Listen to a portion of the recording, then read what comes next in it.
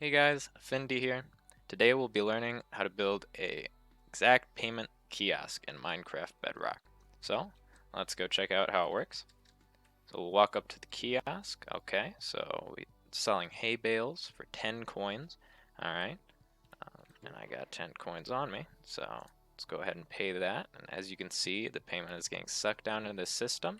And once it's read that it's fully paid for, your item is dropped through a wall, so you can't get in there beforehand, right? So they can't steal the product and they can't grab their payment back, so it's good theft prevention.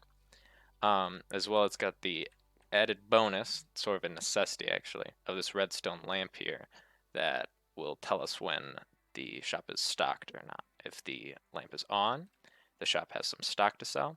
If the lamp is off, the shop is out of stock. Now let's try and underpay for this hay bale. So if we only put in 9 coins, let's see what happens. So it just consumed all of them. And no, the system won't fire until you add that last coin in. And then boom, 2 hay bales. Great. So for this build, you will need 3 hoppers, 2 barrels, a redstone lamp, 3 redstone comparators, around 26 redstone dust, around 15 redstone repeaters, though you will likely need more if you choose to raise your price. With a price tag of 10, I need about 15 repeaters, and you'll likely need less if you choose to lower your price. Say if you only did 9 coins. 1 redstone torch, 4 filter items, and these can be any item that's stackable to 16, so snowballs and eggs work as well. You're going to want 6 of your chosen currency, and this can be any kind of payment option. I just renamed emeralds to coins. For this next set of items, you're going to need a number of filler items that's equal to 23 minus the price of your item. So 23 minus 10 for me is going to be 13 filler items. For someone with a price tag of, say, 8, they are going to need 15 filler items. Okay. You're going to want an anvil just so you can rename your filter stuff and your filler items as well as your currency if you'd like to. And then on top of the redstone lamp, to display what stock you're selling, you're either going to want a sign, or I prefer an item frame with a named item in it, displaying the price. You'll also want to bring on some extra currency so you can test the system as well as some extra product. Alright, let's get into it. To start this build, I made a small platform to act as the shop floor so we can work around it. You're going to add a hopper running into this block, then add your payment barrel on top, and a redstone lamp on top of that. And at this point we can add either our item frame or our sign to mark the item for sale as well as the price, like that. And then we'll have a hopper coming out of this first hopper, so it'll be running straight down. Then we need a block here and one more, and do a block underneath that and one on either side, and then add one just under it and destroy the block in the middle. Okay. What we're doing right now is we're building an item filter so that this payment box will only accept our currency. Okay. So let's add a comparator running away from this hopper and 2 dust like this, and then a repeater going into the store, and then we'll come over here and we can grab our redstone torch, place it like this. Now this is ready for our filter items as well as our filler items. So in the top hopper, you're going to place your 4 filter items like this, and then 6 of your currency. So at this point, any more currency that flows through the system will get sucked down, like so. So we can grab those, and then add your filler items, just like this, to the bottom hopper. Perfect. Now, you want to build 5 blocks out this way,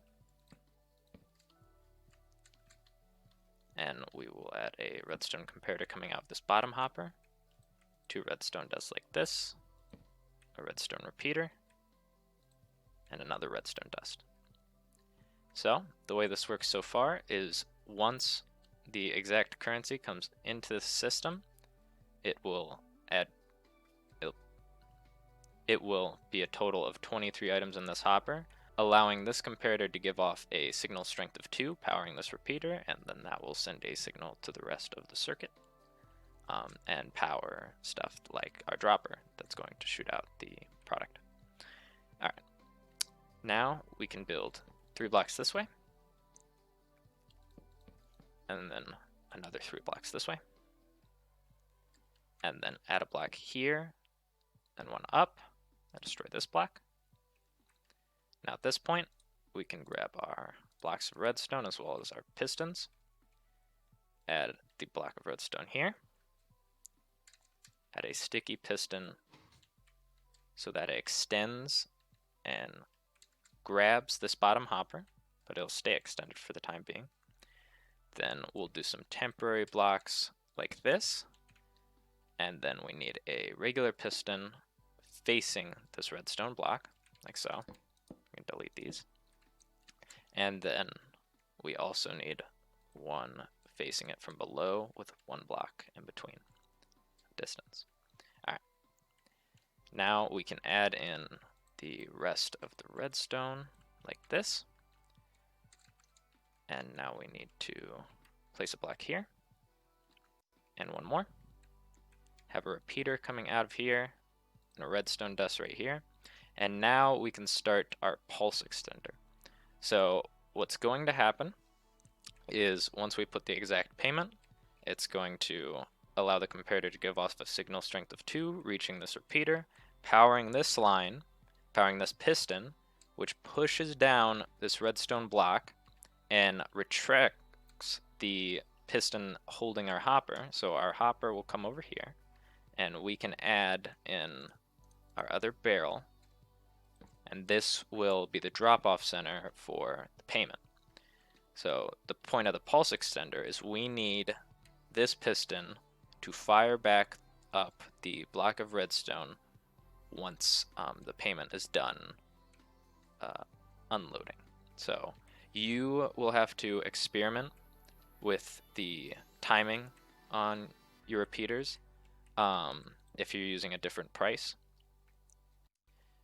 But for mine, I believe it is something like this. So you'll build the circuit like this, and then add dust in these locations. So in each corner, plus 2 here. And then everything in between will be your repeaters, set to maximum delay. And we might have to adjust the delay of these repeaters after a few tests. So let's test the system. If this works properly, what's going to happen is the payment will be accepted, the piston will fire, this piston will retract, and our payment will start unloading into this box.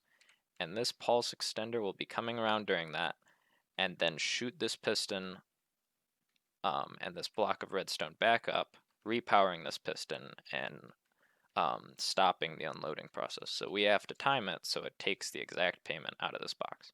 So let's go ahead and test it. We can put 10 of our coins in there. 1, 2, 3, 4, 5, 6, 7, 8, 9, 10.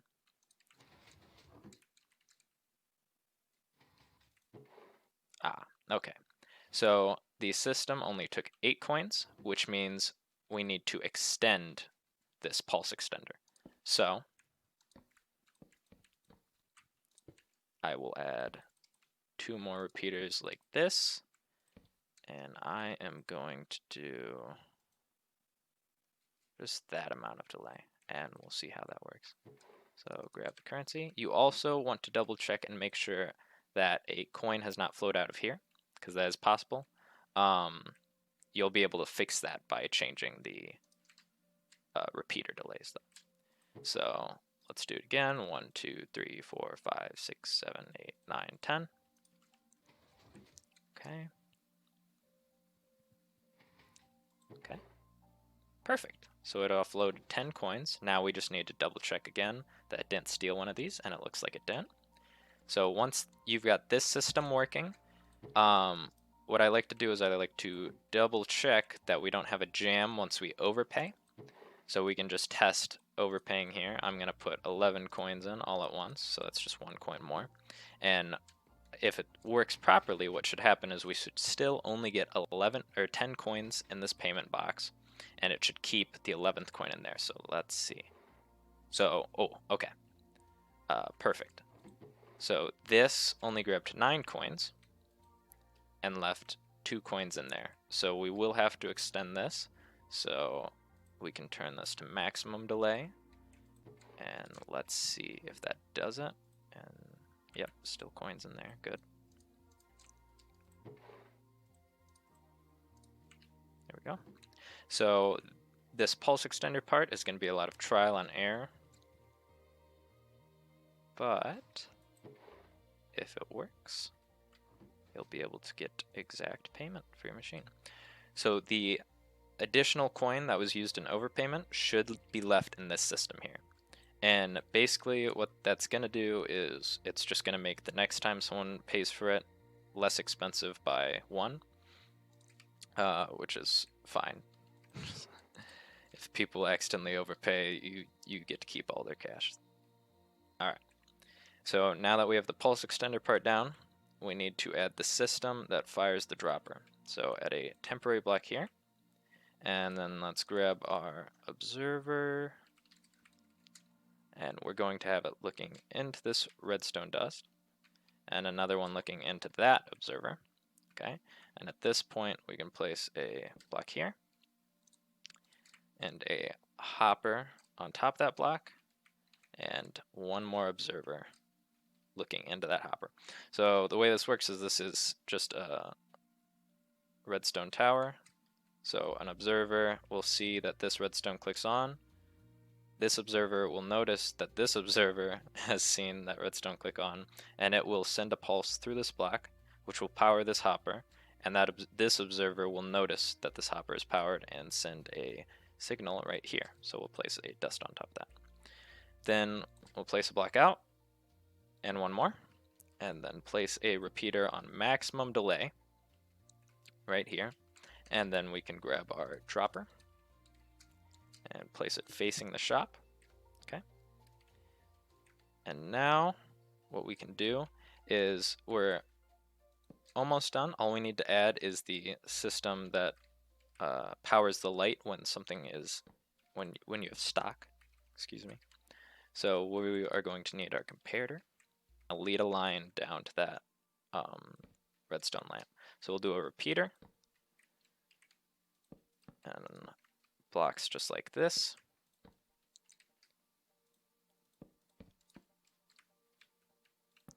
And lead it all the way over the lamp. Perfect. And then fill in all these spaces with redstone dust, and you should see your lamp click on. Perfect. Now, if we wanted, we can just cover all this up and make this look like a regular shop. Excuse me.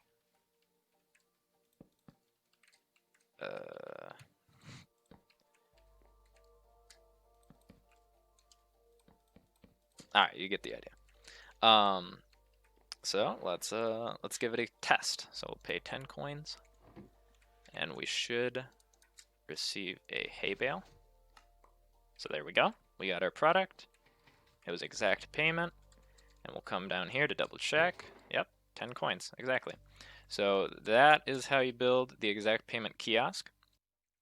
If you have any questions on changing the price, do leave a comment down below.